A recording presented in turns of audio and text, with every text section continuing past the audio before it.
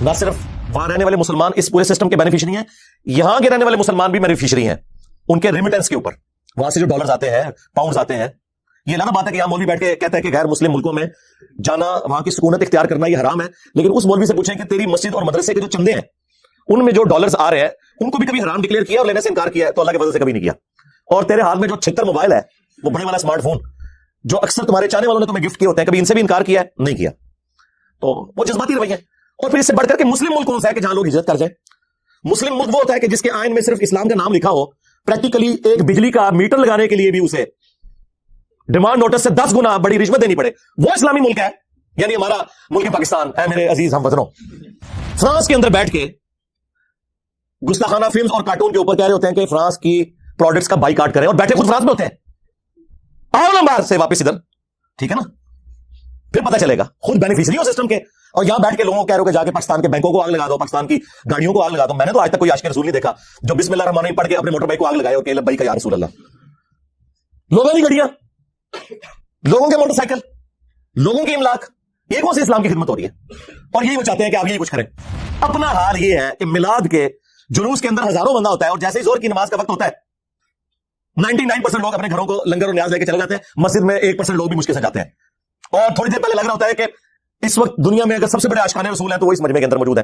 دوسری طرف 10 محرم کے جلوس کے اندر لگ رہا ہوتا ہے کہ آج اگر کوئی بھی یزید سامنے آئے گا وہ بچے گا نہیں, کیونکہ یہ عاشقان حسین نکلے ہوئے ہیں.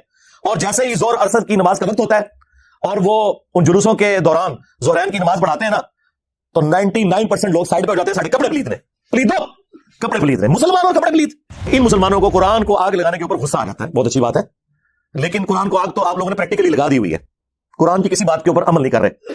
یہ قرآن کا حکم تھا نا, سورہ روم آیت نمبر 31, وَأَقِيمُوا الصَّلَاةَ وَلَا تَكُونُوا مِنَ الْمُشْرِكِينَ. دیکھنا نماز کو قائم کرنا, مشرک نہ ہو جانا. قرآن کو آگ تو مسلمانوں نے لگائی ہوئی ہے.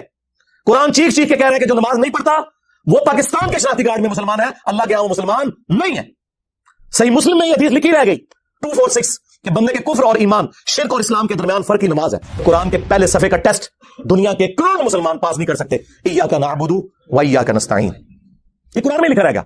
ماشاءاللہ فجر کی نماز میں یہ پڑھ کے نکلتا ہے, اور مسجد کے ساتھ جو دربار ہے ریگولرلی حاضری دے کے اس بابے سے بھی مانگ کے گھر آتا ہے. تو کیا نماز تو پڑھی تو مسلمان ہے. تیری ہر نماز کی ہر رکعت میں تو یہ نہ پڑھے تیری نماز ہی نہیں ہوتی. ایاک نعبد و ایاک نستعین, اللہ عبادت بھی تیری کریں گے, دعا بھی تجھی سے مانگیں گے, مدد بھی تجھی سے مانگیں گے. یہاں مدد مانا دعا کے, لیکن یہاں مولویوں نے پھر پٹی پڑھا دی, ان کا نہیں جی امی سے روٹی نہ مانگے. اندازہ کریں, اندازہ کریں قرآن کا مذاق اڑا رہے ہیں, حالانکہ انہیں پتا ہے کہ قرآن میں یہ آیت موجود ہے, وَتَعَاوَنُوا عَلَى الْبِرِّ وَالتَّقْوَى وَلَا تَعَاوَنُوا عَلَى الْإِثْمِ وَالْعُدْوَانِ. نیکی اور پرہیزگاری کے کاموں میں ایک دوسرے کی مدد کرو اور برائی میں الگ رہو. قرآن نے بتایا ہے کہ اللہ نے دنیا کو اسباب کے ساتھ جوڑا ہوا ہے. یہاں ایاک نستعین میں دعا کے اعتبار سے بتایا جا رہا تھا کہ غیر اللہ سے نہیں کرنی. ظاہری اسباب کا تو قرآن میں حکم ہے. قرآن کے ملینز آف کاپیز دنیا میں موجود ہیں, ملینز آف حافظ قرآن ہے. قرآن کو کوئی آگ نہیں لگا سکتا, دنیا سے ختم نہیں کر سکتا. اصل جو چور چھپا ہوا ہے وہ تیرے اندر چھپا ہوا ہے, جو یہ علماء ہے شیاطین, جنات اور انسانوں میں سے شیاطین, جو تمہیں یہ کہہ رہے ہیں قرآن کی ڈائریکٹ پڑھنا گمراہ ہو جاؤ گے, اور تم کہتے ہو مفتی صاحب نے فرما دیا. سبحان اللہ. امام مالک فرماتے ہیں پھر امت زندہ کیوں ہے, پھر مر جائے ساری, پھر مر جائے ساری.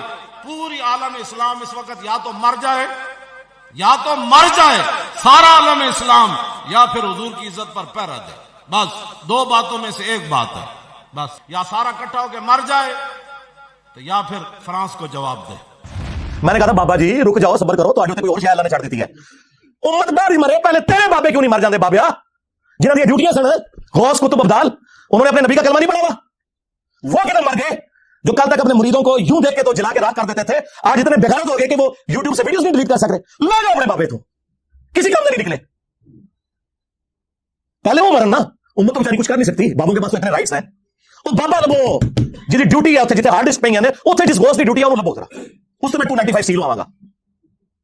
امت مر جائے, تیرے بابے نہ مر جائے, امت مر جائے. امت نے تسی مس گائیڈ کیتا ہے, شرک میں ڈبو دیا. وہ جی لاہوری 1000 سال تو بابا بیٹھے ہے تے پال رہا لوگ, وہ چھڑ دے, آج چندے بند کر دینا گورنمنٹ, کتے پھرن گے دربار ہوتے پڑے, صفائی کرنے والا کوئی نہیں ہوگا, بند کرو چندے, بابا پال رہا ہے. تو چندے تے پلدے نے تو تسی کہتے بابا پال رہا ہے. شرم کی کوئی انتہا ہوتی ہے. یہ لوگ بات کرتے ہیں کہ قرآن جل گیا تو پورے ملک کے اندر ہنگامے کھڑے کیے ہیں. قرآن تم لوگوں نے چلایا شرک پھیلا کے. وہ تو بیچارے شروع سے ہی بابوں کے مخالف ہیں, میں بابا نہیں بہت سارے ہیں, تو پہلے بابیاں دا مخالف شیطان ہویا سی, او شیطان دے آپ بچیا تو بھی بابے دا ہی مخالف ہے. پھر نکے نکے ٹوٹے چلا کے آپ دیکھو مجھے کیا کہتے ہیں. میں نے کہا ابتدا عشق ہے روتا ہے کیا, آگے آگے دیکھ تیرے ساتھ ہوتا ہے کیا. میں کہا جڑا بڑے بابے دا منکر جے وہ شیطان جڑے اج کل تے ساڈے بابیاں دا منکر ہے او کون ہے. اس واسطے یہ جو چورن بیچ رہے ہیں اس کا نہیں بکے گا. وہ جی مجھے دین سمجھ آیا ہے. میں کہا بیٹھا برف والے کارخانے کے بوت باہر نکل ہے. نبی پاک نے تے تاج پتھر کھاتے ماما تو باہر گیا ہمارے بولتے نہیں نکلتا. تیرے پیو نے پتھر کھانے میں اور تیرے کو جنت کے بابا کھاتے مریض بھی سینا. کمال والی بات ہے جناب. ایسے ہی بک بکانا شروع کیا باہر نکل بوت. کمال ہے گل ہے. تو اسلام کا کام نہیں کرنا صحیح دین بھلا پھر. چند لوگ آوارہ ذہن کے ان کی تسکین کا سبب ہو. اور تیرے تو پہلوں بھی ایک ذکر نہ لائق آیا سی جسائیاں انہوں مکا چھڑیا ترہنا تو بھی نہیں. کمال والی گل ہے.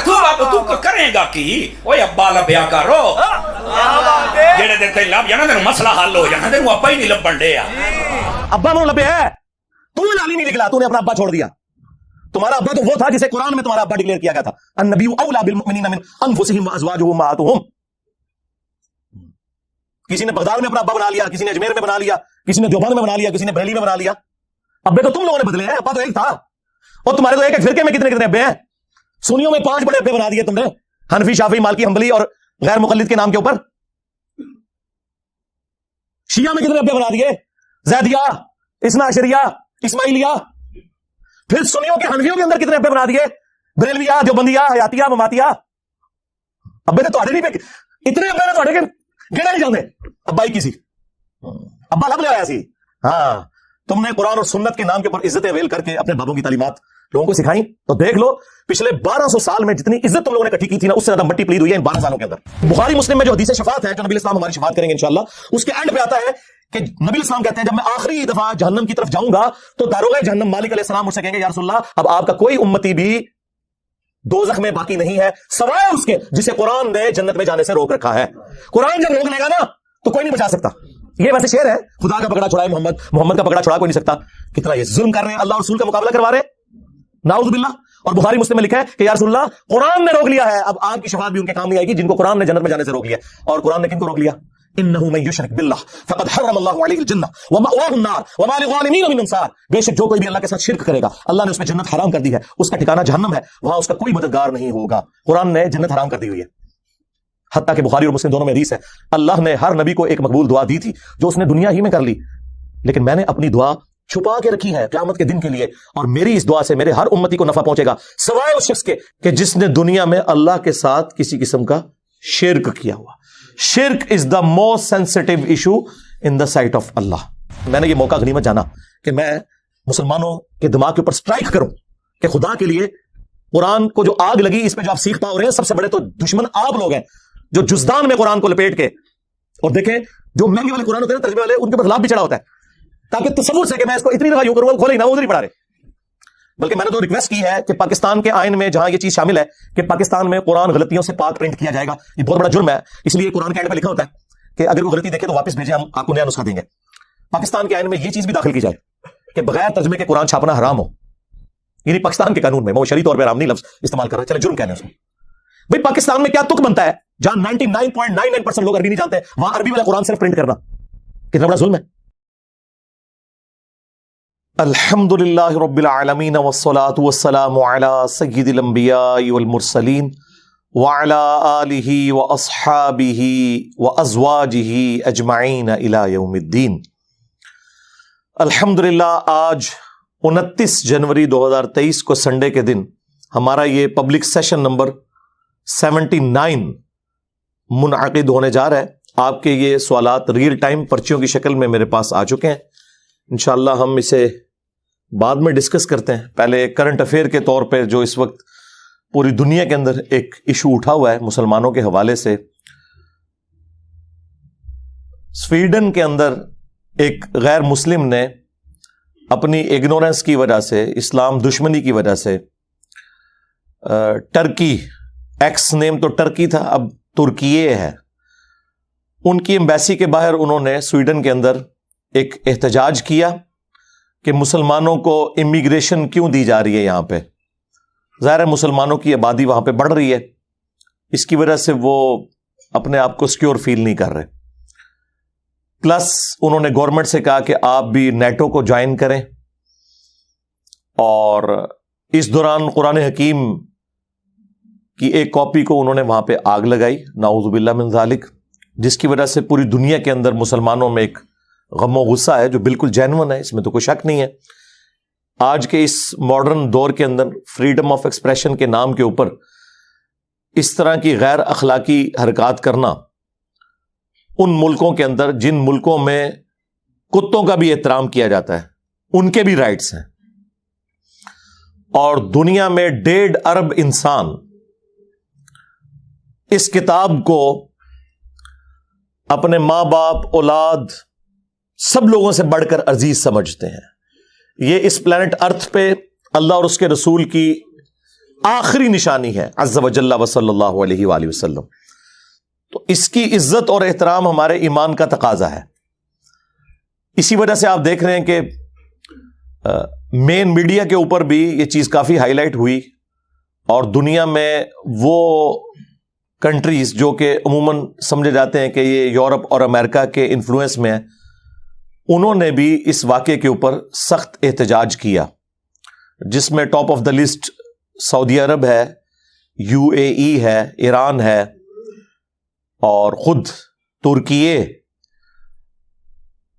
اس میں بھی ان کے ملک کے اندر کافی بڑا احتجاج ہوا سویڈن کی ایمبیسی کے سامنے. اور الحمدللہ یہ مسلمانوں کی تربیت ہے کہ مسلمانوں نے اس کے ریونج میں بائبل کو آگ نہیں لگائی. ویسے تو وہ کرسچن بھی نہیں ہوگا, یہ زیادہ تر تو سیکولر اور ایتھیسٹ لوگ ہیں, ان کا کوئی دین مذہب ہی نہیں. اور طیب اردگان نے بڑا سخت بیان جاری کیا. انہوں نے ویڈیو میں یہ بات کی کہ ہم سویڈن کی نیٹو میں جو شمولیت ہے اس کی مخالفت کریں گے اس واقعے کے بعد.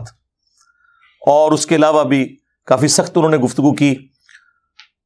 اور انہی دنوں میں ان کا جو ڈیفنس منسٹر تھا, ڈیفنس سیکٹری, اس کا کوئی دورہ بھی تھا ٹرکی کا, ترکیے کا, جو کینسل کر دیا گیا اسی وجہ سے کہ انہوں نے یہ بے حرمتی والا کام کیا.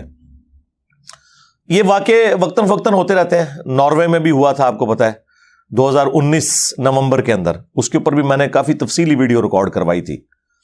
اس کے علاوہ بھی گستاخانہ فلمز اور کارٹونز کے حوالے سے بھی میرا کاؤنٹر نیریٹو آلریڈی ریکارڈڈ ہے. بار بار یہ گفتگو کرتے ہوئے بھی بعض اوقات ایک تکلیف سے گزرنا پڑتا ہے, لیکن چونکہ اب یہ ایک موقع ہے کہ ہم امت کو اس حوالے سے تھوڑی گائیڈ لائنز دیں کہ انہوں نے کرنا کیا ہے. سب سے پہلے تو یہ ہے کہ یہ جو احتجاج کا طریقہ اختیار کیا گیا ہے پلے کارڈز کے ذریعے اور ایمبیسیز کے باہر, یہ بہت اچھا طریقہ ہے. اس ماڈرن ورلڈ میں آپ نے احتجاج اسی طریقے سے ریکارڈ کروانا ہے. لیکن کسی کی گاڑی کو آگ لگا دینا, کسی بلڈنگ کے اوپر پتھراؤ کرنا, اور عام جو پولیس کے اہلکار ہیں جن کا کام سیکیورٹی کے اوپر ہے انہیں مارنا پیٹنا, یہ بالکل غیر اخلاقی حرکات ہیں. اس کی کوئی ضرورت نہیں ہے. ان بیچاروں کا کیا قصور ہے؟ وہ تو اپنی ایک ڈیوٹی پوری کر رہے ہیں. ظاہر ہے وہ گورنمنٹ کی غلط پالیسی ہے, اور دیکھیں بعد میں سویڈن کو احساس بھی ہوا ہے اور انہوں نے خود بھی مذمت کر دی. ایک طرف انہوں نے اجازت دی ہوئی, دوسری طرف مذمتی بیان بھی جاری کر دیا. تو انہیں احساس ہو گیا کہ یہ کام یعنی ایک لمٹ کو کراس کر گیا. بہرحال ایسے سارے مواقع کے اوپر کوئی ایسی ایکٹیویٹی پرفارم نہیں کرنی چاہیے جس کی وجہ سے ان کے اصل مقاصد پورے ہو جائیں. اصلی جو ان کا مقصد ہے وہ ہے مسلمانوں کی امیگریشن کے حقوق وہاں سے ختم کرنا. اس کے بعد وہ یہ چاہتے ہیں کہ چونکہ مسلمان وہاں پہ آتے ہیں اور ان کے ساتھ غیر مسلموں کا انٹریکشن ہوتا ہے, اس کی وجہ سے اسلام لوگ قبول بھی کرتے ہیں مسلمانوں کے اخلاق سے اور قرآن کی طاقت کی وجہ سے, جب انگریزی میں وہ ترجمہ پڑھتے ہیں. یہ ان کو ایک بڑا ایشو ہے, اور وہ یہ سمجھتے ہیں کہ کچھ عرصے بعد مسلمانوں کی تعداد یہاں پہ زیادہ ہو جائے گی. ٹرو ڈیموکریٹک ویلیوز کی وجہ سے کل کو مسلمانوں کی حکومت بھی آ سکتی ہے. اور میں نے کئی دفعہ عرض کیا ہے کہ اسلام is the only practicing religion on the face of ارتھ.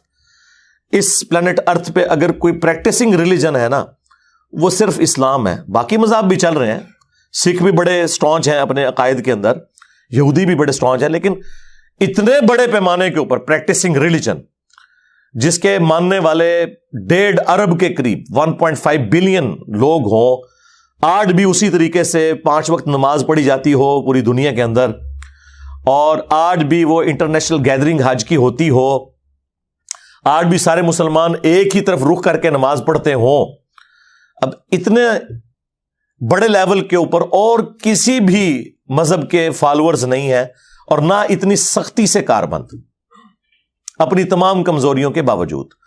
تو کوئی ایسی ایکٹیویٹی پرفارم نہیں ہونی چاہیے کہ وہاں پہ رہنے والے جو کاروباری لوگ ہیں, جنہیں وہاں پر کمائی کا ایک اچھا ذریعہ میسر ہے, وہاں پہ تو آپ کو پتہ ہے رول آف لا ہے, باہر کے لوگوں کو بھی وہ پورے مواقع دیتے ہیں. نہ صرف وہاں رہنے والے مسلمان اس پورے سسٹم کے بینیفیشری ہیں, یہاں کے رہنے والے مسلمان بھی بینیفیشری ہیں ان کے ریمیٹنس کے اوپر. وہاں سے جو ڈالرز آتے ہیں, پاؤنڈز آتے ہیں, یہ علیحدہ بات ہے کہ یہاں مولوی بیٹھ کے کہتا ہے کہ غیر مسلم ملکوں میں جانا, وہاں کی سکونت اختیار کرنا یہ حرام ہے, لیکن اس مولوی سے پوچھیں کہ تیری مسجد اور مدرسے کے جو چندے ہیں ان میں جو ڈالرز آ رہے ہیں ان کو بھی کبھی حرام ڈکلیئر کیا اور لینے سے انکار کیا ہے؟ تو اللہ کے فضل سے کبھی نہیں کیا.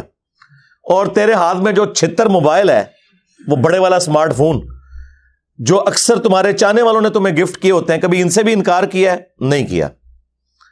تو وہ جذباتی رویے ہیں. اور پھر اس سے بڑھ کر کے مسلم ملک کون سا ہے کہ جہاں لوگ ہجرت کر جائیں؟ مسلم ملک وہ ہوتا ہے کہ جس کے آئین میں صرف اسلام کا نام لکھا ہو, پریکٹیکلی ایک بجلی کا میٹر لگانے کے لیے بھی اسے ڈیمانڈ نوٹس سے 10 گنا بڑی رشوت دینی پڑے. وہ اسلامی ملک ہے, یعنی ہمارا ملک پاکستان. اے میرے عزیز ہم وطنوں, ہر معاملے میں آپ کو ٹیڑھے طریقے سے رشوت کے ذریعے چلنا پڑے, جہاں کی عدلیہ 20 سال تک انصاف نہ دے سکے, قیدیوں کے مرنے کے بعد یہ پتا چلے کہ وہ بے گناہ تھے. وہ اسلامی ملک ہیں, یعنی کہ پاکستان, یا وہ اسلامی ملک ہیں کہ جہاں پہ فریڈم آف ایکسپریشن ہے اور وہاں پہ تمام مذاہب کے لوگ آزادی کے ساتھ امن کی زندگی گزار رہے ہیں. حتیٰ کہ جو سو کالڈ اسلامک ملک ہیں, پاکستان, سعودیہ, ایران, وہاں پہ بھی جو دینی طبقہ ہے مسلمانوں کے, انہوں نے بھی اگر پناہ لینی ہوتی ہے تو یورپ اور امریکہ میں جاتے ہیں. تو مجھے بتائیں اسلامی ملک پھر یہ ہیں کہ وہ ہیں؟ خالی نام لگانے سے بات کیا کریں جی. غیر مسلم ملکوں میں ہمیں تو غیر مسلم ملک وہی نظر آ رہے ہیں کہ جہاں صرف نام اسلام والا ہے, کام سارے غیر مسلموں والے ہیں. اور اصل میں مسلم ملک وہ ہیں کہ جن کا نام غیر مسلموں والا ہے, کام میجورٹی اسلام والے ہیں. جس دین میں عدل نہ ہو, قرآن میں اللہ تعالیٰ نے جگہ جگہ یہ چیز نازل فرمائی ہے کہ اللہ تعالیٰ نے کتابیں اور انبیاء ایک مقصد کے لیے بھیجے ہیں کہ دنیا کو عدل و انصاف سے بھرنا ہے. عدل کے اندر ہی ہر چیز آ جاتی ہے, حقوق اللہ بھی, حقوق العباد بھی. یہ بھی عدل کا تقاضا ہے نا کہ اللہ کا حق آپ کسی اور کو نہ دیں. توحید عدل ہے نا, ماں باپ کے حقوق عدل ہے, بیوی بچوں کے ساتھ حسن سلوک کرنا عدل ہے, کسی کو دھوکہ نہ دینا یہ عدل ہے. اور عدل و انصاف کا حالیہ آپ کے سامنے ہے اس ملک کے اندر. تو یہ اسلامی غیر اسلامی ملک ان چکروں سے باہر نکلے, خدا کے لیے کوئی ایسی ایکٹیویٹی پرفارم نہ کریں. فرانس کے اندر بیٹھ کے گستاخانہ فلمز اور کارٹون کے اوپر کہہ رہے ہوتے ہیں کہ فرانس کی پروڈکٹس کا بائیکاٹ کریں, اور بیٹھے خود فرانس میں ہوتے ہیں.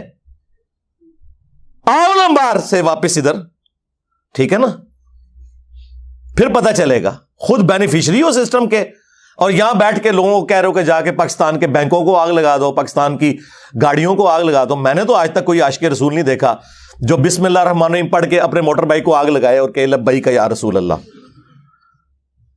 لوگوں کی گاڑیاں, لوگوں کے موٹر سائیکل, لوگوں کی املاک, یہ کون سی اسلام کی خدمت ہو رہی ہے؟ اور یہی وہ چاہتے ہیں کہ آپ یہی کچھ کریں. اور میرے خیال ہے جو ان کے مقاصد ہیں وہ مسلمان بڑے اچھے طریقے سے پورے کر رہے ہیں. اپنا حال یہ ہے کہ میلاد کے جلوس کے اندر ہزاروں بندہ ہوتا ہے, اور جیسے ہی زور کی نماز کا وقت ہوتا ہے 99% لوگ اپنے گھروں کو لنگر اور نیاز لے کے چلے جاتے ہیں. مسجد میں 1% لوگ بھی مشکل سے جاتے ہیں. اور تھوڑی دیر پہلے لگ رہا ہوتا ہے کہ اس وقت دنیا میں اگر سب سے بڑے عاشقان رسول ہیں تو وہ اس مجمع کے اندر موجود ہیں.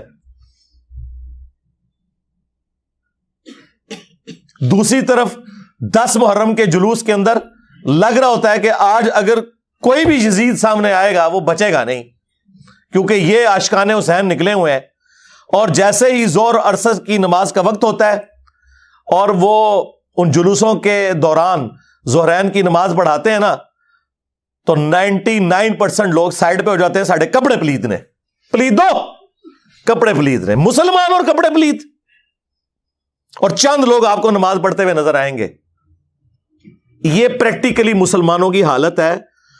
اور ان مسلمانوں کو قرآن کو آگ لگانے کے اوپر غصہ آ جاتا ہے. بہت اچھی بات ہے, لیکن قرآن کو آگ تو آپ لوگوں نے پریکٹیکلی لگا دی ہوئی ہے. قرآن کی کسی بات کے اوپر عمل نہیں کر رہے.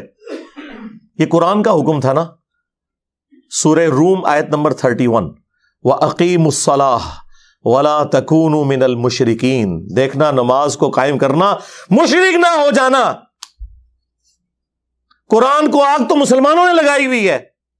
قرآن چیخ چیخ کے کہہ رہا ہے کہ جو نماز نہیں پڑھتا وہ پاکستان کے شناختی کارڈ میں مسلمان ہے, اللہ کے ہاں وہ مسلمان نہیں ہے.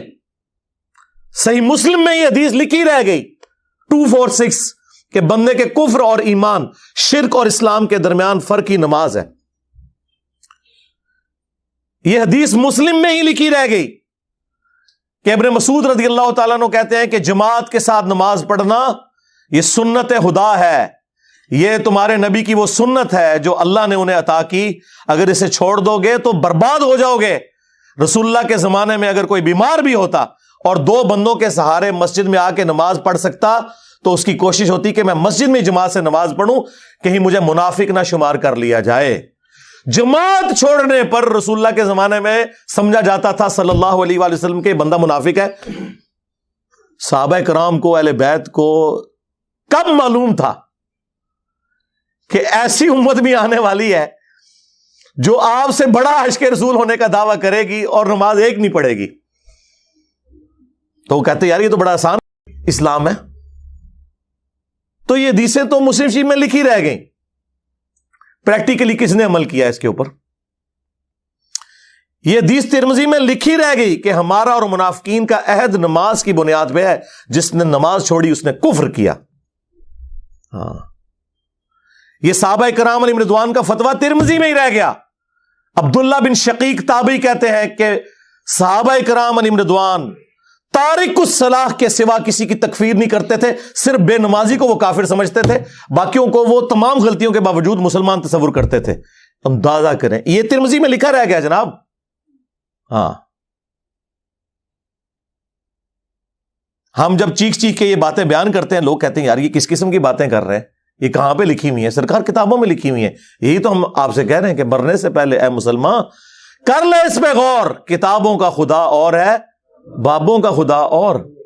یہ حدیث ابو داؤد میں ہی لکھی رہ گئی کہ بچہ جب 7 سال کا ہو جائے تو اسے نماز کا حکم دو, اور نہ پڑھے 10 سال کی عمر میں اسے سزا بھی دو, اور 10 سال کے بچوں کے بستر بھی الگ کر دو. یہ ابو داؤد میں لکھی رہ گئی حدیث. عمل کس نے کیا؟ یہ حدیث ابن ماجہ میں لکھی رہ گئی کہ نبی علیہ السلام نے فرمایا اے معاذ, اللہ کے ساتھ شرک نہ کرنا, خواہ تمہارے ٹکڑے ٹکڑے کر دیے جائیں, تمہیں قتل کر دیا جائے, سولی دے دیا جائے, یا آگ میں زندہ جلا دیا جائے, شرک نہ کرنا. یہ پہلی نصیحت. اسی حدیث میں دوسری نصیحت, نماز نہ چھوڑنا. تمہارا اللہ کے ساتھ عہد نماز کی بنیاد پہ ہے, اگر تم نے نماز چھوڑ دی تو اللہ کا ذمہ اٹھ گیا تم سے. اور تیسری چیز فرمایا شراب نہ پینا, یہ تمام برائیوں کی جڑ ہے. تو یہ حدیثیں تو لکھی رہ گئی سرکار. یہ حدیث مسند احمد میں ہی لکھی رہ گئی کہ نبی علیہ السلام نے فرمایا کہ نماز قیامت کے دن نمازی کے لیے دلیل, نجات اور نور ہوگی, اور جو نماز نہیں پڑھتا قیامت کے دن نہ اس کے لیے کوئی دلیل ہوگی اللہ کے حضور بچنے کی, نہ نجات اور نہ کوئی روشنی, نور جو پولیس رات سے گزرنے کے لیے قرآن میں آیا نا, وہ نور. اور پھر نبی علیہ السلام نے فرمایا کہ بے نمازی کا حشر, اسی حدیث میں آتا ہے, فرعون، قارون اور حامان اور امیہ ابن خلف کے ساتھ ہوگا. ہاں جی، کچھ بھی ہے تیرے محبوب کی امت سے ہے. محبوب تو پہلے ہی بتا گئے ہیں کہ بے نمازی تیرا حشر تو فرعون کے ساتھ ہونا ہے، تیرا حشر قارون کے ساتھ ہونا ہے، امیہ ابن خلف کے ساتھ ہونا ہے. اور یہ تو میں آپ کو صرف ایک بات کر رہا ہوں. اب اگر میں قرآن کی توحید بیان کرنا شروع کروں تو قرآن کے پہلے صفحے کا ٹیسٹ دنیا کے کروڑوں مسلمان پاس نہیں کر سکتے. ایاک نعبد و ایاک نستعین، یہ قرآن میں لکھا رہے گا. ماشاءاللہ فجر کی نماز میں یہ پڑھ کے نکلتا ہے اور مسجد کے ساتھ جو دربار ہے ریگولرلی حاضری دے کے اس بابے سے بھی مانگ کے گھر آتا ہے. تو کیا نماز تو پڑھی؟ تو مسلمان ہے، تیری ہر نماز کی ہر رکعت میں تو یہ نہ پڑھے تیری نماز ہی نہیں ہوتی. ایاک نعبد و ایاک نستعین، اے اللہ عبادت بھی تیری کریں گے، دعا بھی تجھی سے مانگیں گے، مدد بھی تجھی سے مانگیں گے. یہاں مدد مانا دعا کے ہے، لیکن یہاں مولویوں نے پھر پٹی پڑھا دی. ان کا نہیں جی امی سے روٹی نہ مانگے.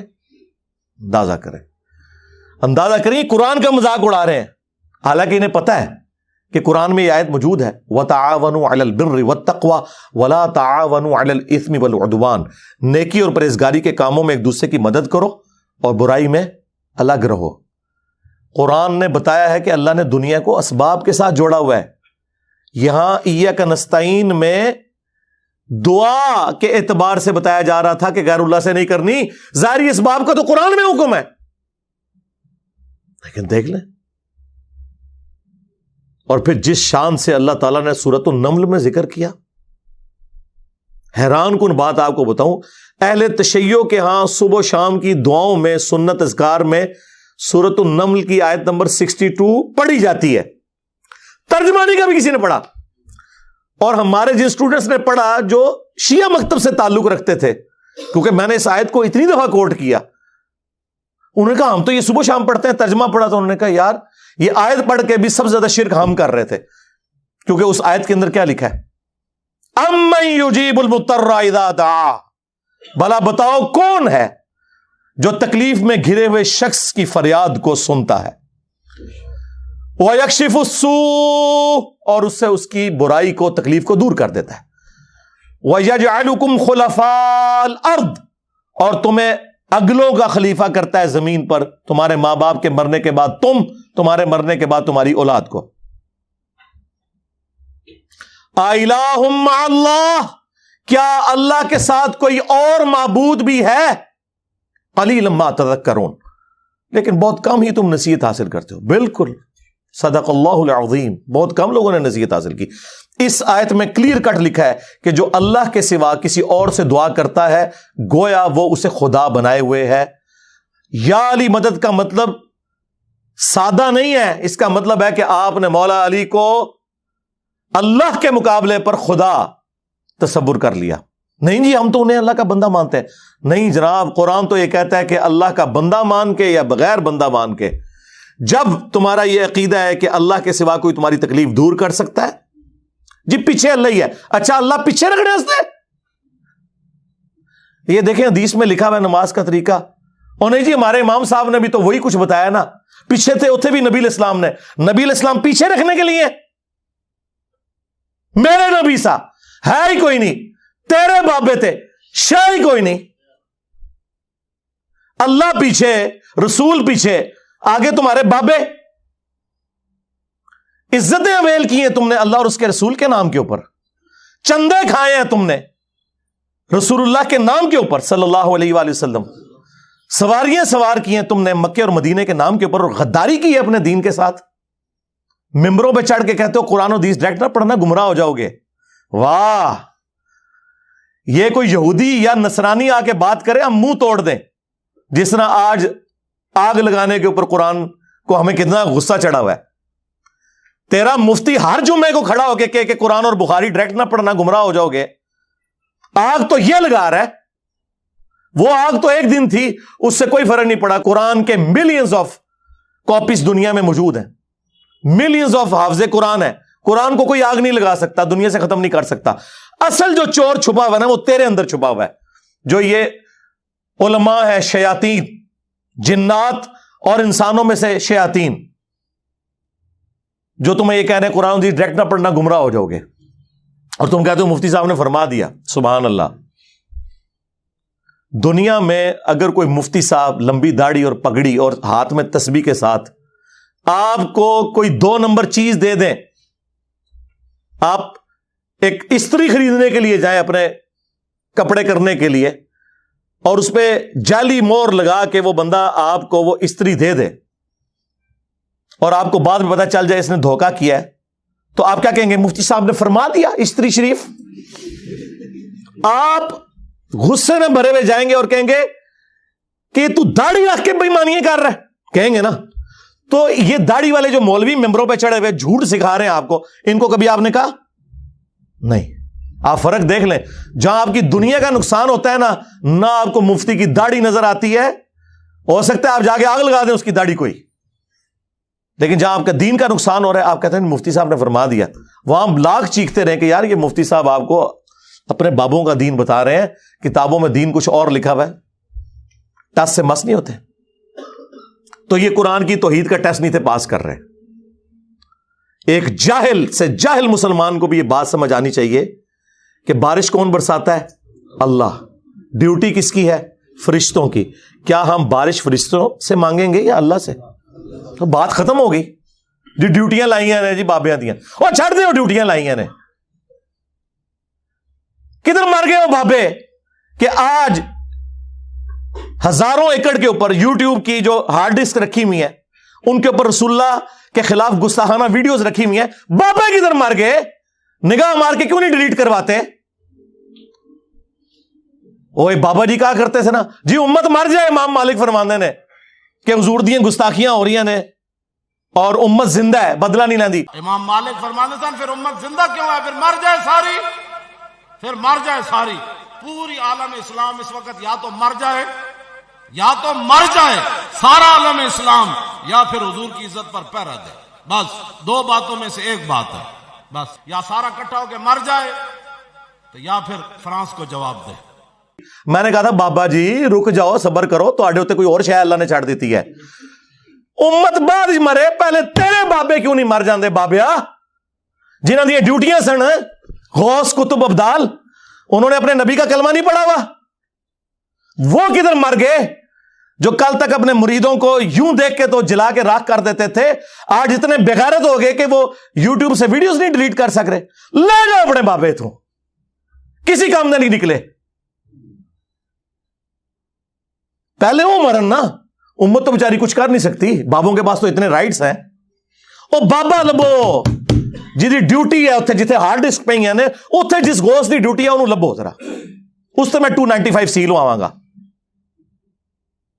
उम्मत मर जाए, तेरे बाबे ना मर जाए, उम्मत मर जाए। उम्मत नूं ते तुसी मिसगाइड कीता है, शिरक में डबो दिया। ओ जी लाहौर 1000 साल तू बाबा बैठे है ते पाल रहा लोगों को, छड़ दे। आज चंदे बंद कर देना गवर्नमेंट, कुत्ते फिरनगे दरबारा उत्ते तुहाडे, सफाई करने वाला कोई नहीं होगा। बंद कराओ आज चंदे, बाबा पाल रहा है। तुहाडे चंदे ते पलदे ने ते तुसी कह दो बाबा पाल रहा है। शर्म की कोई इंतहा होती है। ये लोग बात करते हैं कि कुरान जल गया तो पूरे मुल्क के अंदर हंगामे खड़े किए हुए हैं। कुरान तुम लोगों ने जलाया है शिर्क फैला के। वैसे तो कहते हो हम सुन्नी हैं। सुन्नी वो होगा जो बुखारी मुस्लिम के तरीके के मुताबिक जो रसूलुल्लाह के अहादीस नकल हुई हैं सल्लल्लाहु अलैहि वसल्लम, रुकू में जाते वक्त और रुकू से उठते वक्त रफुल यदैन करेगा? या सुन्नी वो होगा जो अपनी पब्लिक को ये झूठ मशहूर करेगा कि जी बगले बुत रख के आंदे सन तां रफा यदैन होंदा सी? वाह वाह। जिस शख्सियत के साथियों में सैयदुना उमर, सैयदुना हमजा, सैयदुना अली जैसे दलेर और अल्लाह के शेर हों, उत्थे लोग बुत रख के हुजूर दे पीछे आगे खलोंदे सर। अब गल करने ली करो कोई, सब कुछ झूठ निकलिया तुहाडा। कुरान को आग लग गई, तुसी लाइए कुरान को आग। आप लोग दुश्मन है इस्लाम के।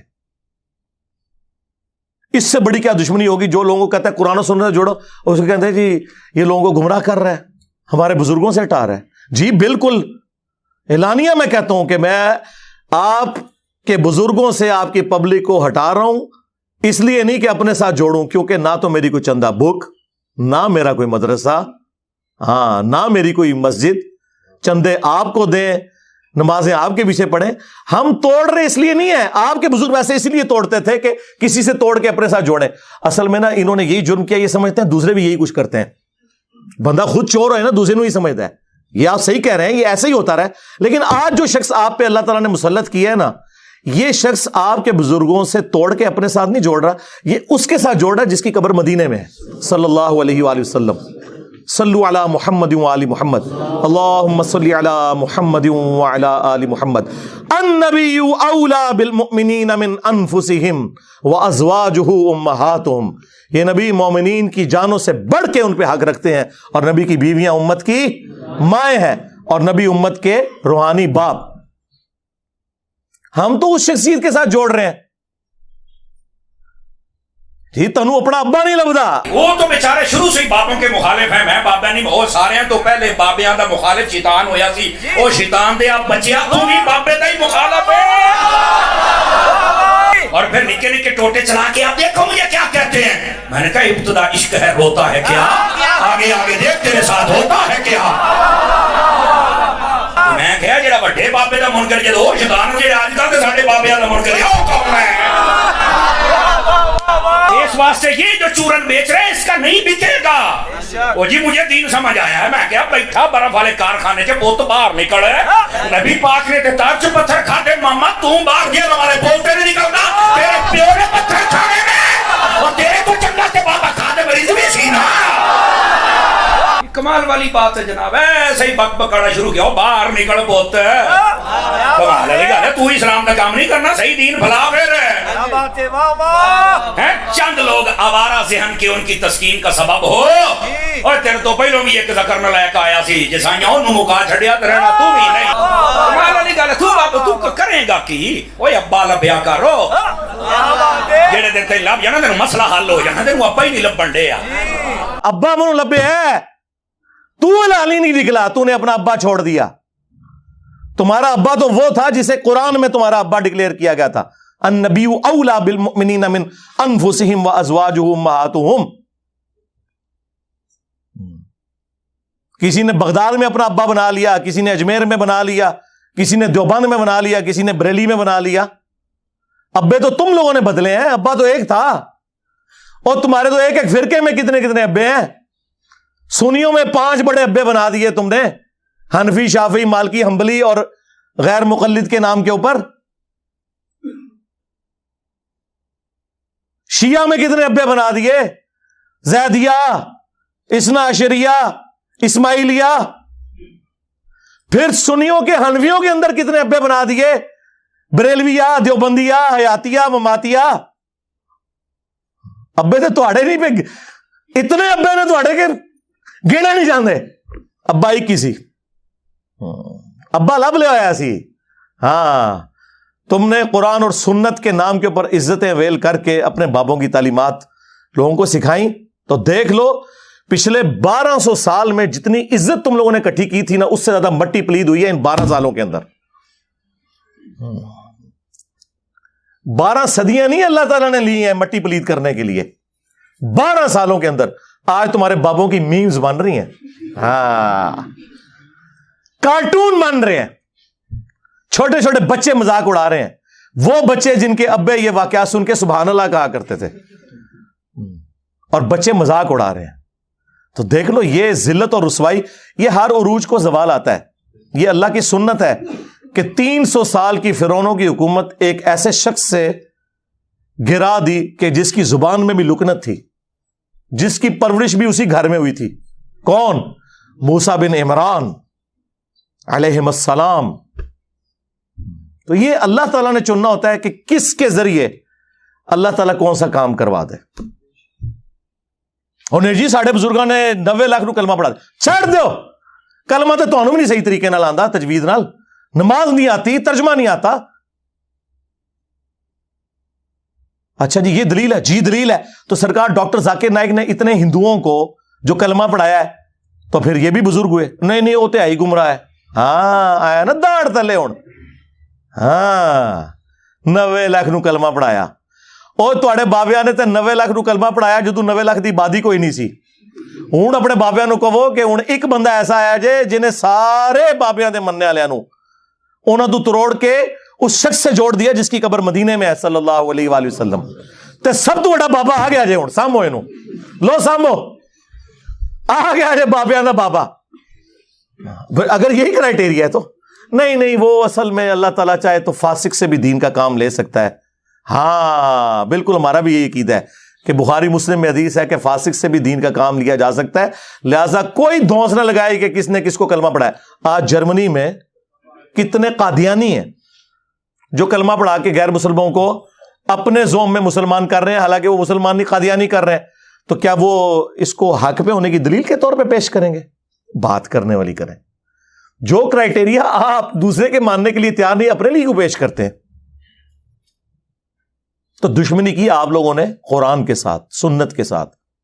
اور میں حیران ہوتا ہوں کہ قرآن حکیم وہ کتاب جو ہماری کتاب زندگی تھی، اس کے ساتھ انہوں نے کیسے کیسے متس مشہور کر دیں.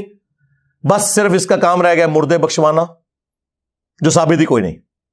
قرآن کا کام رہ گیا ہے عدالتوں کے اندر قرآن پہ حلف دے کے جھوٹ بولنا. قرآن کا کام رہ گیا ہے کہ بچی کی شادی ہو تو نیچے سے اسے گزار دینا. یہ قرآن کا ٹوٹل کام یہ رہ گیا. قرآن اس لیے نازل ہوا تھا یار، ایک غیر مسلم بھی آپ کو خط لکھے نا، امیگریشن کے کاغذ آ جائے نا فرینچ کے اندر، انگلش کے اندر، اور آپ کو یہ زبانیں نہ آتی ہوں تو 10 بندے ڈھونڈتے پھرتے ہیں کہ یار بتاؤ کیا لکھا ہوا ہے. اور اللہ کی کتاب کبھی اس کو ترجمے سے پڑھنے کی کوشش ہی نہیں کی، جبکہ ہر فرقے کا ترجمہ موجود ہے. دیکھیں جھگڑا تب تھا جب آپ کہتے ہیں کہ انجینئر صاحب خود ترجمہ دے رہے ہیں. لوگ میرے بارے میں کہتے ہیں نا کہ یہ علماء سے دور کر رہا ہے. سرکار بالکل الٹ بات ہے، میں علماء کے آپ کو قریب کر رہا ہوں. لیکن مسئلہ یہ ہے کہ میں ایک عالم کے آپ کو قریب نہیں کرتا، میں کہتا ہوں سب کی بات سنو. ہاں وہ اس کو کہتے ہیں علماء سے دور کرنا. وہ کہتے ہیں صرف ہماری سنو. کیا میں نے کبھی کسی کو کہا کہ آپ میرا قرآن کا لکھا ہوا ترجمہ پڑھیں؟ نہ میں نے کوئی لکھ کے آپ کو دیا. میں نے ہمیشہ کہا کہ بریلوی ہو تو احمد بریلوی کا ترجمہ پڑھ لو. چاند ایک جگہ پہ اختلاف ہو سکتا ہے نا. ایاک نعبد و ایاک نستعین کا ترجمہ انہوں نے یا شیخ عبد القادر جیلانی مدد تو نہیں کیا ہوا. دیوبندی ہو اشری تھانوی کا ترجمہ پڑھ لو. کون سا دنیا کا دیوبندی عالم ہے انکلوڈنگ تقی عثمانی صاحب کے جو یہ دعویٰ کرے کہ میں اشری تھانوی سے بہتر قرآن جانتا ہوں؟ تو ہم تو کہتے ہیں کہ آپ ان بچوں سے نہ قرآن پڑھیں، ان کے بڑے بڑے ابوں سے پڑھیں. مجھ سے وہ ٹی ایل پی والے بھائی نے جب انٹرویو کیا کہ جی آپ اپنا استاد کسے مانتے ہیں، میں نے کہا مذہب بریلوی کو. میں نے ان سے پڑھا ہوا ہے، اگرچہ وہ 1921 میں فوت ہو گئے تھے، میں 1977 میں پیدا ہوا ہوں. لیکن یقیناً وہ قرآن کا ترجمہ کمائی کے لیے نہیں کر کے گئے تھے. انہیں تو عربی آتی تھی، ترجمہ انہوں نے کیا تھا میرے لیے. اردو تو مجھے آپ سے بھی زیادہ آتی ہے. جس طرح صحابہ کرام کو لکھنا پڑھنا نہیں آتا تھا لیکن ان کی زبان میں قرآن نازل ہوا تو انہیں ڈائریکٹ سمجھ آتا تھا. خیر میں نے تو بعد میں عربی بھی سیکھ لی ہے. عربی نہ بھی سیکھوں یا کوئی نہ بھی سیکھے، اردو زبان میں جب کر دیا تو ہم تو ڈائریکٹ احمد بریلوی سے ترجمہ پڑھ رہے ہیں، ہم ڈائریکٹ اشری تھانوی سے پڑھ رہے ہیں، ہم ڈائریکٹ جوناگڑھی سے پڑھ رہے ہیں، ہم شیعہ کے سید فرمان شاہ سے ترجمہ پڑھ رہے ہیں ڈائریکٹ. تو یہ شاعری کوئی نہیں. اور یہ آپ خود مانیں گے کہ آپ شاعری کوئی نہیں اپنے بڑے بابوں کے مقابلے پہ. تو یہ ترجمے انہوں نے کمائیوں کے لیے کیے تھے، یہ تو کوئی نہیں کہے گا کمائی کے لیے کیے. تو اس لیے کیے تھے کہ پبلک کو پتا چلے قرآن میں کیا لکھا ہوا ہے. وہ آپ پڑھنے نہیں دے رہے. ہمارے ایک شیعہ دوست ہیں عالم دین، ماشاءاللہ بہت اچھا کام کر رہے ہیں. ان کا ایک جملہ گولڈن جملہ ہے. انہوں نے کہا کہ آج کوئی غیر مسلم آ کے آپ سے یہ کہے کہ میں مسلمان ہونا چاہتا ہوں یا ابھی ہوا ہوں، مجھے بتائیں میں نے اسلام کو اسٹڈی کرنا ہے کہ اسلام کی مجھ سے کیا ریکوائرمنٹ ہے، میرا خدا مجھ سے کیا چاہتا ہے، میرا اللہ مجھ سے کیا ڈیمانڈ کرتا ہے، تو آپ اسے کون سی کتاب پڑھنے کے لیے دیں گے؟ تو ساروں کا جواب یہ ہوگا جی قرآن پڑھنے کے لیے دیں گے. اور آگے سے وہ گورا یہ پوچھ لے کہ بھائی آپ نے بھی اسی قرآن کو پڑھ کے اپنے عقیدے سے ہی کیے تھے؟ ہاں. تو منہ اڑ کے بیٹھ جاؤ گے. اس کا جواب یہ نہیں ہوگا کہ میں نے میرے پرکھیں جو بھی کسی نے نہیں قرآن ترجمے نال پڑھے. ایسی اللہ دے فضل نال جدوں انہوں نے کلمہ پڑھیا ہوں تک کسی نے قرآن ترجمے نال نہیں سے پڑھا. اس کی وجہ میں آپ کو بتا دیتا ہوں، قرآن کا ترجمہ بمشکل 200-250 سال پہلے کیا ہے شاہ ولی اللہ دہلوی نے فارسی میں، اور اس وقت بھی کوئی پرنٹنگ پریس وغیرہ نہیں تھے، وہ چند لوگوں تک ہی پہنچا. ایکچولی اگر آپ دیکھیں تو ان 15-20 سالوں میں زیادہ ہوا ہے کہ سافٹ ویئر بنے عام بندوں کے ہاتھ میں ہے، ورنہ ترجمہ قرآن تو آپ کو مسجدوں میں نہیں ملتا تھا. او حافظ قرآن نے نہ ترجمہ پڑھا ہو تو اور کس نے پڑھنا ہے؟ حافظ بن کے نکلتے ہیں، حافظ نہیں حافظ. انہوں نے نہیں قرآن ترجمے سے پڑھا ہوا، اور کس نے پڑھنا ہے؟ اور جس کے ماں باپ نے امید لگائی ہے کہ انہیں سانو لے جانا ہے کتے جتھے آپ جانا سی. ہاں تراوی کے دنوں میں تھوڑی تھوڑی داڑھی بڑھا لیں گے تو جس طرح جناب عید آئے گی تو او پہ عید ہے داڑھی. اور کس لیے؟ پیسے کمانے کے لیے. مفت کون بنا دے تراویاں؟ ٹھیکے تو ہوں نے. ہاں یہ قرآن کے ساتھ آپ لوگ کر رہے ہیں. اور قرآن کیا کہہ رہا ہے؟ وَأُوحِيَ إِلَيَّ هَذَا الْقُرْآنُ لِأُنذِرَكُمْ بِهِ وَمَنْ بَلَغَ. اے نبی تم فرماؤ قرآن مجھے اللہ نے اس لیے وحی کیا تاکہ اس قرآن کے ذریعے میں تمہیں بھی تبلیغ کر دوں، اور جس تک یہ قرآن پہنچ جائے اس قرآن کے ذریعے تبلیغ کرے. قرآن تو یہ کہہ رہا ہے. قرآن تو کہہ رہا ہے وَلَقَدْ يَسَّرْنَا الْقُرْآنَ لِلذِّكْرِ فَهَلْ مِن مُدَّكِرٍ. ہم نے قرآن کو سمجھنے کے لیے آسان کر دیا، ہے کوئی نصیحت حاصل کرنے والا؟ قرآن تو یہ کہہ رہا ہے. قرآن تو کہہ رہا ہے فذکر بالقرآن من یخاف وعید. اے نبی قرآن کے ذریعے تبلیغ کریں ہر اس شخص کو جو اللہ کی دھمکی سے ڈرتا ہے. قرآن تو یہ کہہ رہا ہے. قرآن تو سورہ صاد میں کہہ رہا ہے کہ قرآن ہم نے اس لیے نازل کیا کہ اس سے لوگ نصیحت حاصل کریں، اس کی آیات میں تدبر کریں اور عقل مند لوگ اس سے نصیحت حاصل کریں. لیکن آپ لوگوں نے کیا کہا کہ قرآن کس لیے نازل ہوا ہے؟ مردے بخشوانے کے لیے. ہمارے محبوب صلی اللہ علیہ وآلہ وسلم کی پوری زندگی سینٹرڈ اراؤنڈ قرآن ہے. آپ کا انسٹرومنٹ آف دعوت قرآن ہے. وَأُوحِيَ إِلَيَّ هَذَا الْقُرْآنُ لِأُنذِرَكُمْ بِهِ وَمَنْ بَلَغَ. اے نبی تم فرماؤ قرآن مجھے اس لیے وحی کیا گیا تاکہ اس قرآن کے ذریعے میں تم تک بات پہنچاؤں جس تک بھی پہنچے. اور وہ دیکھیں کیسی پہنچائی ہے. صحیح مسلم میں یہ حدیث ہے، نبی علیہ السلام نے حجت الوداع کے موقع پر فرمایا تھا میں تم میں ایک چیز ایسی چھوڑ کے جا رہا ہوں جسے پکڑ لوگے کبھی گمراہ نہیں ہوگے، وہ اللہ کی کتاب ہے. اچھا حجت الوداع کا جو خطبہ مسلم شریف میں آیا نا اس میں صرف قرآن کا ذکر ہے، حدیث سنت کا ذکر نہیں ہے. کیونکہ سنت کو ماننا قرآن ہی کو تو ماننا ہے. قرآن نے نہیں کہا ہے نا من یطع الرسول فقد اطاع اللہ، جس نے رسول اللہ کی اطاعت کی اس نے اللہ کی اطاعت کی. ٹھیک ہے ایک حسن درجے کی روایت ہے حاکم کے اندر، قرآن اور سنت دو چیزیں، لیکن حجت الوداع کا جو خطبہ مسلم شریف میں آیا اس میں صرف قرآن کا ذکر ہے.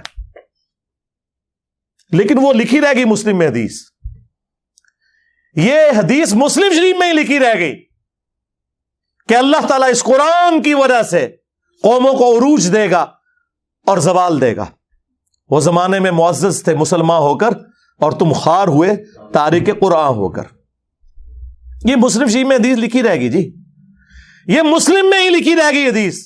القرآن حجت لک او علیک. قرآن قیامت کے دن یا تو تیرے حق میں گواہی دے گا یا تیرے خلاف گواہی دے گا جی. اور وہ خلاف جو گواہی ہے وہ قرآن میں آ گئی ہے. وہ صرف قرآن نہیں، صاحب قرآن بھی. سورہ فرقان آیت نمبر 30 وقال الرسول یا رب ان قوم اتخذوا هذا القرآن مہجورا. اور رسول اللہ قیامت کے دن شکایت کریں گے کہ اے اللہ میری قوم نے قرآن کو پیٹھ کے پیچھے ڈال دیا تھا. ہاں ہمیں شفاعت رسول کا بتایا گیا جو برحق ہے. عسى ان يبعثك ربك مقاما محمودا، کوئی شک نہیں. اللہم اجعلنا منہم، اللہ تعالیٰ ہمیں ان میں کرے جن کو رسول اللہ کی شفاعت نصیب ہوگی صلی اللہ علیہ وآلہ وسلم. لیکن یہ تلخ پہلو ہے کہ نبی علیہ السلام نے شکایت بھی لگانی ہے. جس کی شکایت لگ رہی ہوگی وہ شفاعت کس منہ سے کروائے گا؟ ہم کہہ رہے ہیں جو کچھ بھی ہے تیرے محبوب کی امت سے ہے، اور محبوب پہلے ہی کہہ رہے ہیں کہ میں نے شکایت لگانی ہے جس نے قرآن کو چھوڑ دیا. محبوب تو رو رہے ہیں اس بات کے اوپر. بخاری اور مسلم دونوں میں حدیث ہے. عبداللہ ابن مسعود رضی اللہ تعالیٰ عنہ کہتے ہیں ایک دن نبی علیہ السلام ممبر پہ چڑھے اور میں آڈینس میں نیچے بیٹھا ہوا تھا. تو رسول اللہ نے کہا عبداللہ ہمارے قریب آؤ. میں قریب گیا، کہا عبداللہ ہمیں قرآن سناؤ. ان کا یا رسول اللہ قرآن تو آپ پہ نازل ہوا ہے. آپ نے فرمایا کہ مجھے دوسروں سے سن کے لطف آتا ہے. تو عبداللہ ابن مسعود کہتے ہیں کہ میں قرآن حکیم پڑھنا شروع کیا اور سورہ نساء کی میں نے تلاوت شروع کی. آپ شوق دیکھیں کہ سورہ نساء شروع کی انہوں نے 40 آیات پڑھ دی. نبی علیہ السلام ممبر پہ بیٹھے ہوئے ہیں اور وہ نیچے قرآن تلاوت کر رہے ہیں اور حضور اس کا لطف اٹھا رہے ہیں. اور جب آیت نمبر 41 پہ پہنچے نا, فَكَيْفَ إِذَا جِئْنَا مِن كُلِّ أُمَّةٍ بِشَهِيدٍ, وہ کیسا دردناک وقت ہوگا قیامت کا کہ جب ہم ہر امت میں سے ایک گواہ کو, اس امت کے پیغمبر کو اٹھائیں گے. کس لیے؟ کہ بتائے کہ اس نے دعوت کا کام کیا تو اس کے اگینسٹ اس کی امت نے کیسا رسپانس کیا. وَجِئْنَا بِكَ عَلَىٰ هَٰؤُلَاءِ شَهِيدًا, اور اے محبوب صلی اللہ علیہ وآلہ وسلم ہم آپ کو گواہ بنا کر اٹھائیں گے ان کے اوپر جن میں آپ کو مبعوث کیا گیا. بس یہ آیت سننی تھی. امت تو کہتی ہے جو کچھ بھی ہے محبوب کی امت سے ہے, اور محبوب کیا فرما رہے ہیں؟ عبداللہ بس کرو, عبداللہ بس کرو. کہتے ہیں میں نے نگاہ اٹھا کے حضور کی طرف دیکھا تو آپ کی دونوں آنکھوں سے زارو قطار آنسو جاری تھے کہ مجھے اپنی امت کے خلاف قرآن کی اس آیت کے تحت گواہی دینی پڑے گی. حضور اس لیے رو رہے ہیں کہ مجھے گواہی دینی پڑے گی کہ میری امت نے قرآن کو چھوڑ دیا, میرے دین کو پس پش ڈال دیا, اور امت امید لگائی بیٹھی ہے حضور نے شفاعت کرنی ہے. آپ دیکھیں کتنا فرق ہے. بخاری مسلم دونوں میں حدیث ہے, نبی علیہ السلام نے فرمایا جو لوگ زکوٰۃ نہیں ادا کرتے اپنے مال کی, کان کھول کر سن لو, ایسا نہ ہو کہ قیامت والے دن کسی کی گردن پہ اس کی وہ بکری سوار ہو جو بکریوں کا ریوڑ اس نے رکھا ہوا ہے اور اس نے اس کی زکوٰۃ نہیں دی, اور وہ مجھے پکار رہا ہو اغثنی یا رسول اللہ, یا رسول اللہ میری مدد کیجئے, میں تمہارے کچھ کام نہیں آؤں گا, میں نے جو کچھ بتانا تھا دنیا میں تمہیں بتا دیا.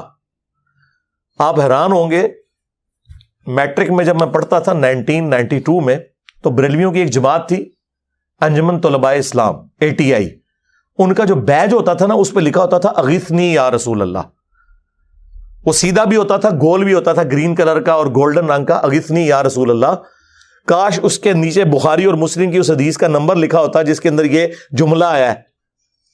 ہم تو اس کو لیتے تھے یا رسول اللہ ہماری مدد کرے, لیکن یہ جملہ تو نبی علیہ السلام نے امت کے لیے ٹونٹ کے طور پہ بولا ہوا ہے کہ تم تو مدد مانگو گے, میں نے تمہارے کام نہیں آنا. کیوں؟ اس حدیث میں الفاظ ہے میں نے تمہیں دنیا میں بتا دیا تھا, کہیں ایسا نہ ہو کہ کسی کی گردن پہ اس کی گائے سوار ہو جس کی اس نے زکوٰۃ نہیں دی, جب وہ گائے 40 کے عدد کو پہنچ جائے, یعنی عام گائے کی زکوٰۃ نہیں ہے, اور وہ چیخیں مارتا ہوا کہ اغثنی یا رسول اللہ, یا رسول اللہ میری مدد کرے, میں نے تمہیں دنیا میں اللہ کا پیغام پہنچا دیا تھا, میں تمہارے کچھ کام نہیں آؤں گا. پھر نبی علیہ السلام نے اونٹ کا سوار ہونے کا ذکر کیا. تو اندازہ کریں اللہ کے نبی علیہ السلام نے اپنی امت کو ایک ایک تفصیل کھول کر بیان کر دی ہے, کوئی قسم نہیں چھوڑی, کھول کھول کر باتیں بیان کر دی ہیں, کسی کو وہم بھی باقی نہ رہے. پھر بھی امت کو خیال نہ آئے تو الگ بات. پھر حجۃ الوداع سے جو واپسی پہ نبی علیہ السلام نے غدیر کا خطبہ دیا ہے, غدیر خم کا, صحیح مسلم میں ہی اوپر تلے 4 احادیث ہیں 6225 سے 6228 تک. اے لوگو آگاہ ہو جاؤ, میں بھی ایک انسان ہوں, قریب ہے کہ اللہ کا قاصد یعنی موت کا فرشتہ میرے پاس آئے اور میں اس کی دعوت قبول کر لوں. میں اپنے بعد تم میں 2 بھاری چیزیں چھوڑ کے جا رہا ہوں, ان میں سے پہلی چیز اللہ کی کتاب ہے, اس میں ہدایت ہے, اس میں نور ہے, یہ اللہ کی رسی ہے. ہاں, جو اسے پکڑے گا ہدایت پہ ہوگا, جو چھوڑ دے گا گمراہ ہو جائے گا. اور زائد ابن ارقم کہتے ہیں کہ نبی علیہ السلام پھر ترغیب دلاتے رہے, اللہ کی کتاب, اللہ کی کتاب, اللہ کی کتاب. جو قرآن میں آیا تھا نا وَاعْتَصِمُوا بِحَبْلِ اللَّهِ جَمِيعًا وَلَا تَفَرَّقُوا, اللہ کی رسی کو مضبوطی سے پکڑ لو, فرقوں میں مت بٹو. وہ قرآن ہے غدیر خم کی حدیث میں. اس کو وائس ورثہ بھی کر لو کہ جو قرآن کو نہیں پکڑے گا وہ فرقوں میں بٹ جائے گا, کیونکہ کامن بانڈ اللہ نے بتا دیا, اللہ کی رسی کو پکڑ لو اور فرقوں میں مت بٹو. اس کا کیا مطلب ہے کہ جو نہیں پکڑے گا فرقوں میں بٹ جائے گا, اور وہ ہو گیا. اور فرمایا دوسری بھاری چیز میرے اہل البیت ہیں, میں اپنے اہل البیت کے معاملے میں تمہیں اللہ کا خوف دلاتا ہوں, یعنی میری وفات کے بعد ان کے ساتھ حسن سلوک کرنا. یہ 3 دفعہ آپ نے جملہ بولا. لیکن امت نے نہ قرآن کو پکڑا اور نہ اہل بیت کو زندہ چھوڑا، بالکل الٹ امت چلی۔ پھر بخاری اور مسلم دونوں میں حدیث ہے، اللہ کے محبوب صلی اللہ علیہ وآلہ وسلم جب کبھی بھی خطبہ دیتے تھے نا تو آپ علیہ السلام ممبر پہ آ کے کہتے تھے اما بعد فإن خیر الحدیث کتاب اللہ وخیر الہدی ہدی محمد صلی اللہ علیہ وآلہ وسلم وشر الامور محدثاتها وکل محدثۃ بدعہ وکل بدعۃ ضلالہ وکل ضلالۃ فی النار۔ کچھ الفاظ سنن نسائی کے، میجر پورشن جو ہے وہ صحیح مسلم ہے۔ آگاہ ہو جاؤ، سب سے بہترین کلام اللہ کی کتاب ہے، سب سے ہدایت یافتہ راستہ محمد صلی اللہ علیہ وآلہ وسلم کا ہے۔ بدترین کام وہ ہیں جو دین میں خود سے جاری کر دیے جائیں، وہ سارے کام بدعتیں ہیں، اور تمام بدعتیں گمراہیاں ہیں، اور تمام گمراہیاں جہنم میں لے جانے والی ہیں۔ اندازہ کریں۔ اور بخاری اور مسلم دونوں میں حدیث موجود ہے، عبداللہ ابن ابی اوفا سے کسی نے پوچھا، جو رسول اللہ کی وفات کے بعد 75 ایئرز تک زندہ رہے، 86 ہجری میں فوت ہوئے، کہ بتائیں کہ رسول اللہ نے اپنا وصی کسی کو بنایا تھا؟ تو انہوں نے کہا نبی علیہ السلام نے ہمیں قرآن کے مطابق چلتے رہنے کی وصیت کی تھی۔ قرآن وصی رسول ہے، خلیفۃ الرسول ہے، وصی رسول، جس کے اوپر آج سنی شیعہ دو فرقے بنے ہوئے ہیں۔ سیدنا ابوبکر خلیفۃ الرسول ہیں صحابہ کرام کے اجماع کے اوپر، وصی رسول نہیں، وصی رسول قرآن ہے۔ وصی رسول نہ سیدنا ابوبکر ہے نہ سیدنا علی ہے، اور وہ نیچرل ہے، کیونکہ 2 سال کے بعد تو حضرت ابوبکر بھی فوت ہو گئے، ہاں 12 سال کے بعد سیدنا عمر بھی شہید ہو گئے، 24 سال کے بعد سیدنا عثمان بھی شہید، اور 30 سال کے بعد سیدنا علی بھی شہید، اور آخری صحابی ابو طفیل عامر بن واثلہ 110 ہجری میں نبی علیہ السلام کی وفات کے 100 سال کے بعد وہ دنیا سے چلے گئے۔ اس کے بعد اس پلانٹ ارتھ پہ کوئی صحابی نہیں ہے۔ نبی علیہ السلام کسی صحابی کو بھی وصی بناتے تو مر تو اس نے بھی جانا تھا، یہ زندہ چیز چھوڑی۔ بخاری مسلم دونوں میں حدیث ہے، اللہ نے ہر نبی کو کوئی نہ کوئی معجزہ دیا تھا، اور جتنے لوگ اس نبی پر ایمان لاتے تھے اسی معجزے کی وجہ سے لاتے تھے۔ مجھے اللہ نے سب سے بڑا وحی کا معجزہ دیا ہے قرآن۔ میں اللہ سے امید کرتا ہوں سب سے زیادہ میرے امتی ہوں گے جنت میں جانے والے، کیونکہ میرا معجزہ سب سے بڑا ہے قرآن کی وجہ سے۔ اور بخاری مسلم میں آ گیا کہ جنتیوں کا نصف میری امت سے ہے، قرآن کی وجہ سے۔ جامعہ ترمذی میں، سنن ابن ماجہ میں حدیث ہے، جنتیوں کی 120 میں سے 80 صفحے میری امت سے، قرآن کی وجہ سے۔ یعنی قرآن مطلب یہ مردوں کو بخشنے کی وجہ سے نہیں، سرکار عمل کرنے کی وجہ سے۔ تو نبی علیہ السلام کا وصی، آپ کا خلیفہ، آپ علیہ السلام کا انسٹرومنٹ آف دعوت، ہر چیز۔ صحیح بخاری میں ایک بڑی زبردست حدیث ہے جو میں نے ہی ایک دفعہ اپنے ممبر سے بیان کی ہے، ادروائز وہ حدیث آپ نے کبھی سنی نہیں ہوگی، کیونکہ اس کے ساتھ 295C جڑی ہوئی ہے۔ صحیح بخاری میں ایک چیپٹر ہے کتاب الاعتصام بالکتاب والسنہ، قرآن و سنت کو مضبوطی سے پکڑنا۔ اس چیپٹر میں امام بخاری ایک حدیث لے کے آئے ہیں کہ جب حضرت ابوبکر کی بیعت کی گئی نا تو دوسرے دن حضرت ابوبکر صدیق رضی اللہ تعالیٰ عنہ آڈینس سے خطاب کرنے کے لیے مسجد نبوی میں آئے، تو ان کے خطاب کرنے سے پہلے حضرت عمر ممبر پہ چڑھے، جس طرح آج کل بھی اسٹیج سیکٹری کے طور پہ، اور کمال کا خطبہ دیا۔ 2 جملوں کا خطبہ ہے وہ بخاری میں آیا ہے، لیکن مولوی نہیں آپ کو بتائے گا، جن کو بتانا چاہیے وہ بھی ڈرتے ہیں بتاتے ہوئے، جن کو نہیں بتانا چاہیے وہ تو نہیں بتائیں گے۔ حضرت عمر کے الفاظ ہیں کہ دیکھو، یعنی حضور کے غم کی وجہ سے لوگ دکھی تھے، یعنی جس شخصیت کو آپ اپنے ماں باپ اولاد سب سے بڑھ کر عزیز سمجھتے ہیں اور وہ دنیا سے چلی جائے تو صحابہ کرام کی تکلیف کا اندازہ کون کاٹ سکتا ہے۔ تو سیدنا عمر نے کہا کہ دیکھو، اللہ نے اپنے نبی کے لیے وہ پسند کیا جو اللہ کے پاس تھا، وہ اس سے بہتر تھا جو دنیا میں ہے۔ وَلَلْآخِرَةُ خَيْرٌ لَكَ مِنَ الْأُولَىٰ، اے نبی تمہارا ہر آنے والا لمحہ گزرے ہوئے سے بہتر ہوگا۔ کیوں؟ وَرَفَعْنَا لَكَ ذِكْرَكَ، ہم نے آپ کے لیے آپ کا ذکر بلند کر دیا۔ دنیا میں کوئی لمحہ ایسا نہیں ہے کہ اللہ کے ساتھ رسول اللہ کا نام نہ بولا جاتا ہو اذان کے اندر، اللہم صلی علی محمد وعلی آل محمد۔ تو حضرت عمر کے الفاظ ہیں کہ اللہ تعالیٰ نے وہ پسند کیا جو تمہارے نبی کے لیے بہتر تھا، لیکن اللہ نے تمہارے لیے تمہارے نبی کے جانے کے بعد وہ کتاب چھوڑ دی ہے جس کتاب کے ذریعے اس نے اپنے نبی کو ہدایت دی تھی. اب یہ بڑا خطرناک جملہ تھا, خطرناک جملہ تھا, خطرناک سے بھی اگلا ورژن. تم بھی اس کتاب کو پکڑو گے تو ہدایت پہ قائم رہو گے. اور پھر اس جملے کو ریپیٹ کیا, اس کتاب کو کہ جس کتاب کو تمہارے نبی کی ہدایت کا ذریعہ بنایا. اچھا, اس کا یہ مطلب نہیں نعوذ باللہ کوئی رسول اللہ گمراہ تھے, نہیں. قرآن میں واضح آیت ہے ما ضل صاحبکم وما غوا, تمہارے نبی نہ کبھی بہکے ہیں نہ کبھی بہرا چلے ہیں. یہاں پہ بھی ضلہ کا لفظ آیا ہے. یہ کیا ہے جو قرآن حکیم میں اللہ تعالیٰ نے فرمایا ووجدک ضالا فہدی, اے نبی ہم نے آپ کو اپنی محبت میں خود رفتہ پایا اور ہدایت کے بلند ترین مرتبے پر پہنچا دیا. ضال کا مطلب گمراہی بھی ہوتا ہے, ضال کا مطلب کسی کی محبت میں ڈوبنا بھی ہوتا ہے. ان ابانا لفی ضلال مبین, حضرت یعقوب کے بیٹوں نے جو خود صحابی تھے اپنے باپ کے بارے میں کیا کہا تھا کہ ہمارے ابا جان تو یوسف کی محبت میں ڈوب چکے ہیں. اب وہاں ترجمہ آپ فی ضلال مبین کا یہ تو نہیں کرتے کہ ہمارے ابا گمراہ ہو چکے ہیں, وہ تو کافر ہو جاتے, اپنے پیغمبر ابے کو کہتے تو نہیں. ووجدک ضالا فہدی, احمد بریلوی نے بالکل صحیح ترجمہ کیا, مولانا مودودی نے بھی صحیح ترجمہ کیا.